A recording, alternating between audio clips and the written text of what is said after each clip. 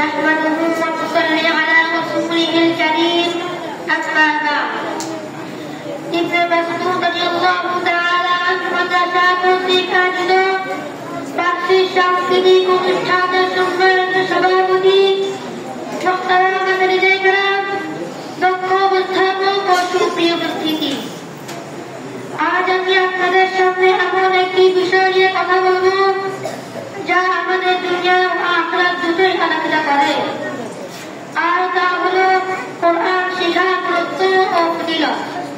আল্লাহ তাআলা কোরআনে ইরশাদ করেছেন, ওয়ালাকাদ ইয়াসসারনাল কুরআনা লিযিকরি ফাহাল মিন মুদ্দাকির।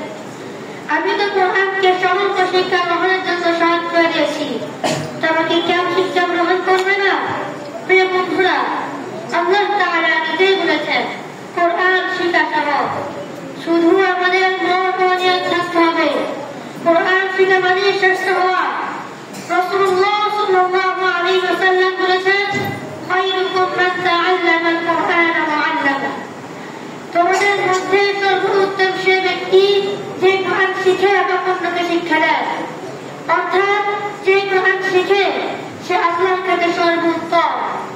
আপনি যদি কোরআন শিখেন তাহলে আপনি আল্লাহর কাছে শ্রেষ্ঠদের অন্তর্ভুক্ত হবেন।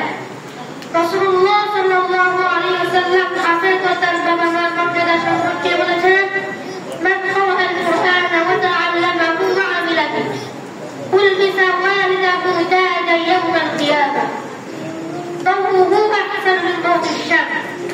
যে ব্যক্তি কোরআন পড়ে, শিখে এবং তা আমল করে, কিয়ামতের দিন তার বাবা-মাকে এমন মুকুট পরানো হবে যা আলো সূর্যের আলোর চেয়ে উজ্জ্বল হবে। বন্ধুরা, আপনি যদি কোরআন শিখেন তাহলে কিয়ামতের ময়দানে আল্লাহ আপনার মা-বাবাকে এমন মুকুট পরাবেন যার আলো সূর্যের আলোর চেয়ে উজ্জ্বল। এটা কি ছোট কোনো সংবাদ? কোরআন শিখা মানে আল্লাহর ভালোবাসা অর্জন।